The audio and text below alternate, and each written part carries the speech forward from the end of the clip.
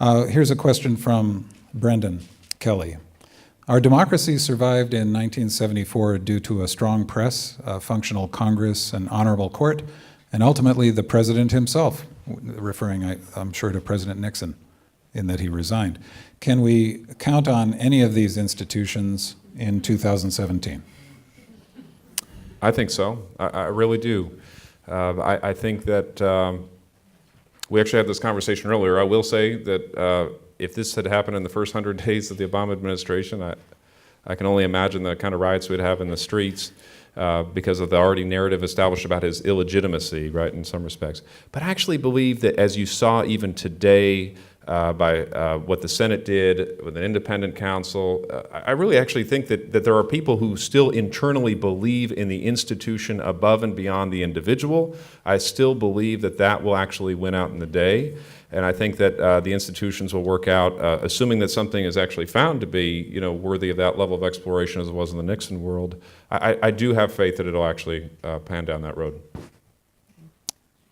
As I deal with the press every day, as Zach does too, and in both your current job and in your previous one. And I get frustrated with reporters sometimes, but I want to give a shout out to the American news media. I think they're just doing a heroic job, and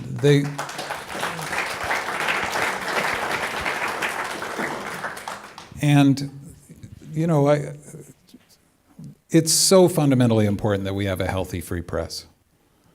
And I could go on all day about the stuff that I think they get wrong and why I think they get stuff wrong. But if you look at what the New York Times is doing now, the Washington Post, NBC News, these people are, this is fundamental to democracy. And then you look at the judiciary, or you look at the honorable people who serve in staff positions across the government. I think we need to recognize that there is a lot of strength there, and it's working for us every day, whether we recognize it or not. My favorite Congress member when it comes to judgment on these kinds of issues, judicial issues, is Adam Schiff from Southern California. He's ranking member of the, my wife Sherry, just every time she can hear him, she says, I love Adam Schiff. But he was so articulate today on NPR, more so than I've ever heard any other member of Congress. Google him and follow him. He'll be very rational about how this evidence is developed and handled.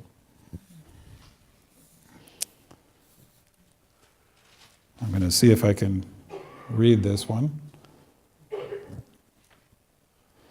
Polls show that the 2016 election results split based on education attainment level. How do you feel that plays into the debate? And what is it that we could do to fix it?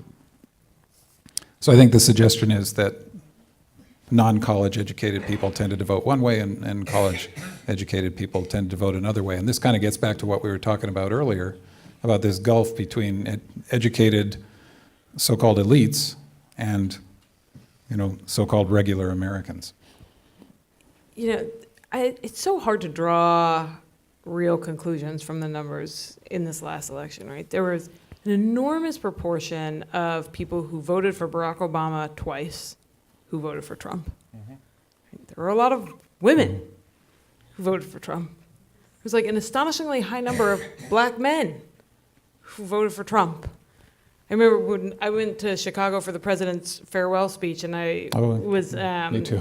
Yeah, I think a lot of us were there, but I was in an Uber, and my driver was a black male African immigrant telling me why he had supported Trump, and I was like, there's nothing about what this guy is going to do that's like favorable to you, but he felt very strongly that like Trump was going to represent his interests. So I think it's so easy to be like, to draw these conclusions from this poll or that poll. I think it's just representative of a larger frustration, and I think it's really hard to say it was this group or that group and draw those lines. I'm not really sure that the numbers bear that out across the spectrum. I heard President Clinton say that there are moments in history when there just happens to be political road rage, that you can't pinpoint it, and I think this was before the election. And he was pointing out that the problem is if these things, the Brexit, the Colombian defeat of the Colombian peace accords, the elections in Austria, and so on, that each one of these elections gives hubris to that kind of a feeling in another country.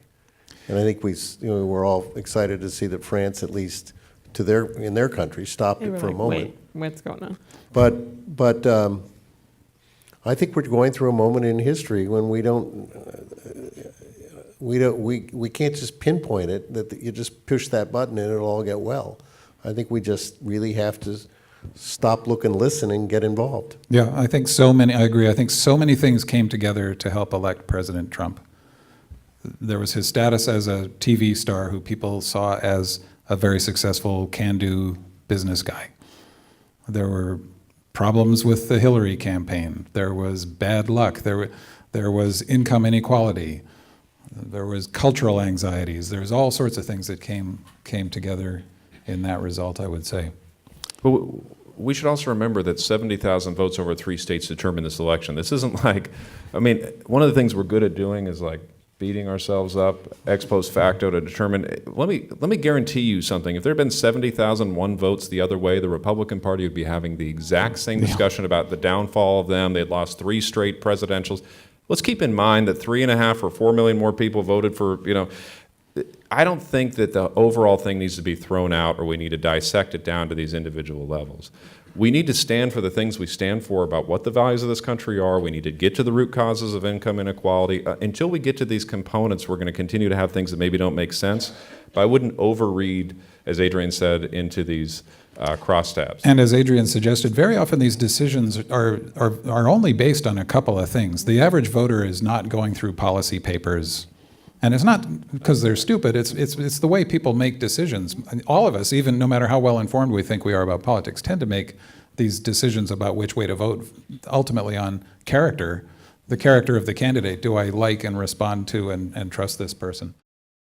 I'll say, I don't, because it wasn't an attack on our soil, i.e. 9/11 or December 7th, I don't think we recognize that this was an attack on the United States. This is just a modern form of warfare. The level of attack is hard for people to grasp in the same way.